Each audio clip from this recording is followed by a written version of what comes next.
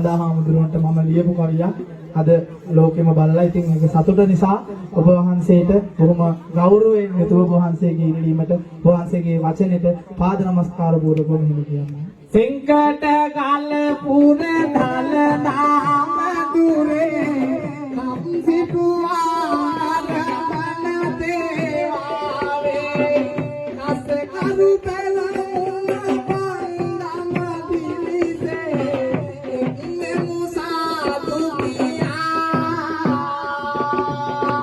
දෙව් පුර ඇතු පිට කරඬුවත පුවේ නැටුවෝ जीवा